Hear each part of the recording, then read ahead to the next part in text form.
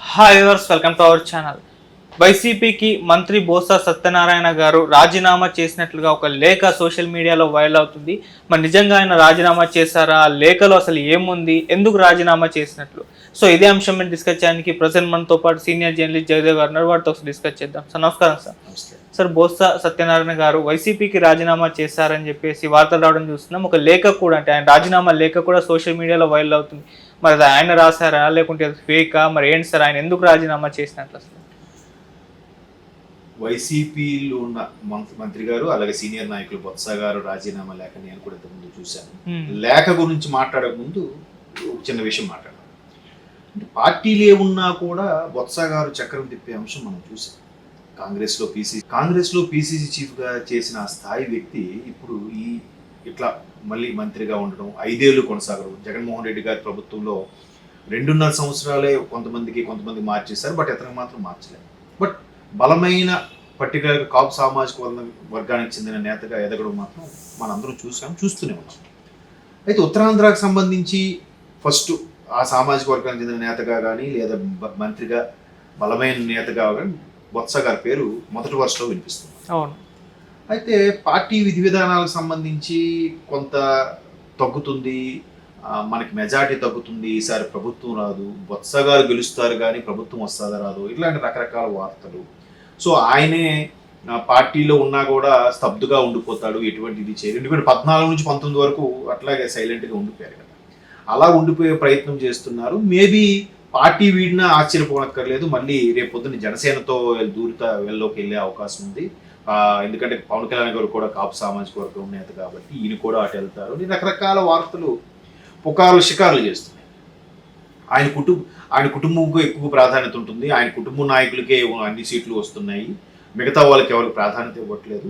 కొంతమంది ఉద్యోగ సంఘాలతో ఆయన మీటింగ్ ఏర్పరచుకున్నప్పుడు కూడా వాళ్ళు ప్రతిఘటించారని, అంటే అక్కడ ప్రాంతం వాళ్ళు మాట్లాడుకునే మాటలు. ఎప్పుడు మీ కుటుంబ ప్రాధాన్యతైనా కనీసం సామాజిక వర్గానికి ఏమైనా ప్రాధాన్యత ఉందా? వాళ్ళ తమ్ముడు జడ్పీ చైర్మన్ ఏదో తమ్ముడు కాదు, మేనల్లుడు చంద్రశ్రీని గారు అంటారు ఆయన. తర్వాత ఒక తమ్ముడు గజపతి నగర్ నుంచి పోటీ చేస్తున్నారు, ఇంకో దగ్గర బంధువు ఇప్పుడు నెల్లిమర్ నుంచి పోటీ చేస్తున్నారు. సో ఆయన భార్య శ్రీమతి ఝాన్సీ లక్ష్మి గారు వైజాగ్ ఎంపీగా అభ్యర్థిగా పోటీ చేశారు. ఇలాగా వాళ్ళ కుటుంబానికి ఒక 5-6 సీట్ల వరకు కేటాయించుకుని చేసుకుని ఇప్పుడు అలా ఉండే వ్యక్తి ప్రజల కోసం కానీ సామాజిక వర్గం కానీ ఎవరికి ఏం చేసేవు అంతగా చేసినట్టుగా ఏం లేదు. బట్ నడిచిపోతుంది. ఎక్కువ మంది కుటుంబం తరపున నాయకులు కానీ ఆ సామాజిక వర్గం బలంగా ఉండబట్టి, మరో ప్రత్యామ్నాయం లేకపోబట్టి కూడా ఇట్లా నడిచిపోతుందనే వార్తలు అయితే చాలా ఉన్నాయి. సో ఇటువంటి నేపథ్యంలోనే ఒక లేఖ పుకారు పుట్టిందేమో నేను అనుకుంటున్నాను. ఎందుకు పుకారు అంటున్నానంటే, ఆ లేఖ చూశాను, అది ఆయన రాసింది ఖచ్చితంగా కాదు నేనైతే నా దృష్టిలో. ఎందుకంటే నిజంగా పార్టీని వీడి బయటికి వెళ్ళిపోయినాడు గౌరవప్రదంగా, అయ్యా ముఖ్యమంత్రి జగన్మోహన్ రెడ్డి గారికి నమస్సుమాంజలు, నేను ఇన్ని రోజులు సేవ చేసి ఇకపై నేను ఇది వేరే పార్టీ అభ్యర్థిత్వానికి కానీ సభ్యత్వానికి కానీ రాజీనామా చేయదలుచుకున్నాను, నాకు దయచేసి ఇది శాంక్షన్ చేయండి, ప్లీజ్ శాంక్షన్ మై రిజైన్ ఏమో ఉంటుంది కదా మా ఇంగ్లీష్లో. అయితే అలాగే ఏమైనా రాస్తారు కానీ మీ పరిపాలన విధ్వంసం వల్ల మా తోటి నాయకులు, ఎమ్మెల్యేలు, మంత్రులు భయభ్రాంతులు లోనయ్యారు, మీరు ట్రీట్ చేసే విధానం నాకు నచ్చలేదు, మీరే అన్ని నియంతగా పరిపాలిస్తున్నారు, ఇట్లాంటివన్నీ లేఖలు ఎందుకు పెడతాడు? వెళ్ళిపోవాలనుకున్నాడు, సఖ్యంగా వెళ్ళిపోతాడు. వెళ్ళిపోయిన తరువాత వేరే పార్టీలో చేరిన తరువాత కావాలంటే విమర్శలు చేస్తాడేమో, కానీ ముందైతే చేయడుగా లేఖలో. ఎవడైనా అంతే కదా. ఇప్పుడు ఒక కంపెనీ నచ్చలేదు అనుకోండి, ఆ కంపెనీ యాజమాన్యం కానీ మేనేజ్మెంట్ కానీ ఎండి కానీ లేదంటే అక్కడ విధానాలు కానీ నచ్చకపోతే అయ్యా వేరే ప్రయత్నం చేసుకుంటాడు. వేరే జాబ్ వచ్చాక అమ్మాయి నాకు ఎంతవరకు సపోర్ట్ ఇచ్చారు, థ్యాంక్ యూ, నాకు వేరే దానికి వెళ్ళిపోతున్నాను, నాకు సపోర్ట్ చేయండి అంతే. మీరు నాకు ఓ రోజు తిట్టారు సార్, అందుకని రిజైన్ చేస్తాను సార్ పెడితే ఆ రిలీవింగ్ లెటర్ ఇవ్వడం ఉంటుంది. వాటితో సత్సంబంధాలు దిగిపోతాయి. రేపొద్దున ఎదురు పడినప్పుడు ముఖం చూసుకోవాలి. ఇలా రకరకాలుగా ఉంటుంది. కాబట్టి అలాంటివి ఏమి మాట్లాడకుండా సత్యం. ఆ పెట్టినోడు ఎవడు కూడా అలా ఏదో పెడితే జనాలు నమ్మేవారు. మొదటిది అలా రాయడం, రెండోది డేట్ లేదు.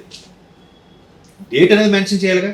నిన్న రాశారా, మొన్న రాశారా, నెల రోజుల కిందట రాశారా, లేదా వారం కిందట రాసి ఇప్పుడు రిలీజ్ చేశారా అని తెలియాలి కదా. డేట్ లేదు అంటే పెట్టే వాళ్ళకు కూడా కొంచెం విజ్ఞత ఆలోచించి టెక్నికల్గా ఆలోచించి ఇట్లా డేట్ పెడితే నమ్ముతారా అయినా పెట్టాలి. కానీ ఆ డేట్ లేదు. పైగా రాసేటప్పుడు కూడా మీరు మీ విధ్వంసానికి భయపడి భయభ్రాంతులు లోనయ్యాము, మీ పరిపాలనకు భయపడి మేము పార్టీ వదిలి వెళ్ళిపోవాలనుకుంటున్నాము, ఇంకా రాజకీయ భవిష్యత్తు ఉండదనే ఉద్దేశంతోనే ఈ రాజీనామా చేస్తూ ఇవన్నీ ఎవడు రాస్తాడు? నిజంగా వెళ్ళిపోవాలనుకుని ఎవడు రాయడు. కాబట్టి బొత్స గారు ఈ లేఖ రాయలేదు.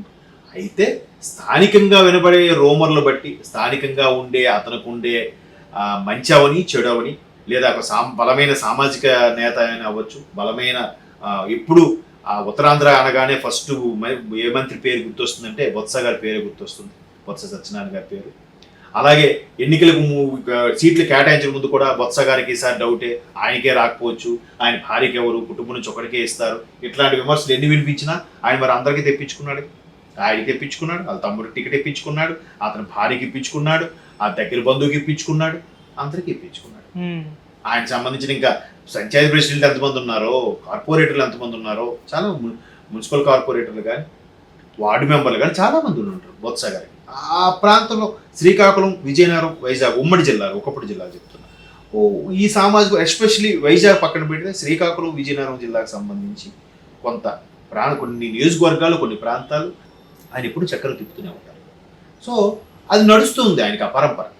ఇప్పుడు ప్రభుత్వాలు అంతకుముందు కాంగ్రెస్లో చేశారు, కాంగ్రెస్లో ఉన్నప్పుడు కూడా జగన్మోహన్ రెడ్డి గారిని విమర్శించారని కూడా మనం చూసాం.